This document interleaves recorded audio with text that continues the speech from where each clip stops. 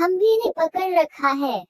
एक समय शराब का एक व्यसनी एक संत के पास गया और विनम्र स्वर में बोला, गुरुदेव, मैं इस शराब के व्यसन से बहुत ही दुखी हो गया हूँ। इसकी वजह से मेरा घर बर्बाद हो रहा है। मेरे बच्चे भूखे मर रहे हैं, किंतु मैं शराब के बगैर नहीं रह पाता। मेरे घर की शांति नष्ट हो गई है।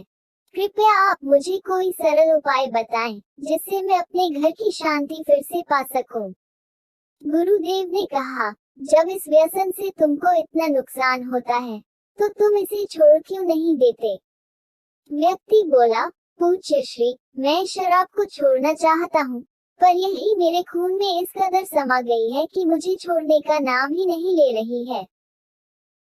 गुरुदेव ने हंसकर कहा, कल तुम फिर आना, मैं तुम्हें बता दूंगा कि शराब कैसे छोड़नी है। दूसरे दिन निश्चित समय पर वह व्यक्ति महात्मा के पास गया। उसे देख महात्मा झट से खड़े हुए और एक खंभे को कसकर पकड़ लिया।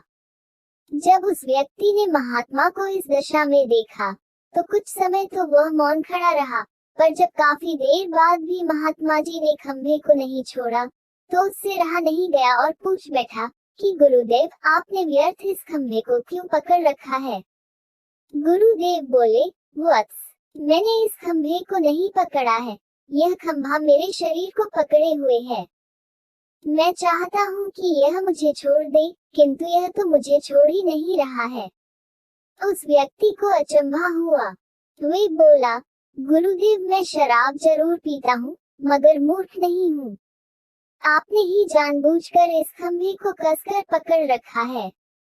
यह तो निर्जीव है, यह आपको क्या पकड़ेगी? यदि आप दृढ़ संकल्प कर लें, तो इसी वक्त इसको छोड़ सकते हैं।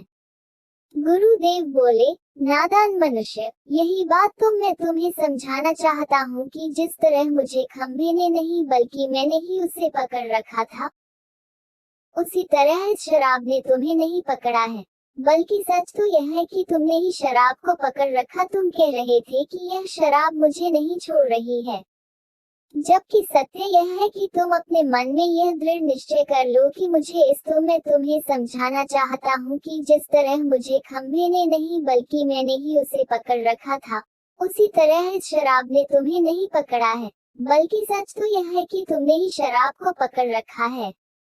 तुम कह रहे थे कि यह शराब मुझे नहीं छोड़ रही है, जबकि सत्य यह है कि तुम अपने मन में यह दृढ़ निश्चय कर लो कि मुझे इस व्यसन का त्याग अभी कर देना है, तो इसी वक्त तुम्हारी शराब पीने की आदत छूट जाएगी।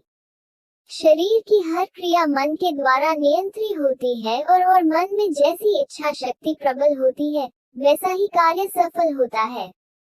वह शराबी गुरु के इस अमृत वचनों से इतना प्रभावित हुआ कि उसने उसी वक्त भविष्य में कभी शराब न पीने का दृढ़ संकल्प किया। उसके घर में खुशियां लौट आई और वह शांति से जीवन यापन करने लगा। इस तरह हमें शिक्षा मिलती है कि जीवन में कोई भी व्यसन ऐसा नहीं है जिसे एक बार ग्रहण किए जाने के बाद छोड़ा ना जा सके। अगर मनुष्य चाहे तो बड़ी से बड़ी बुराई का त्याग कर सकता है।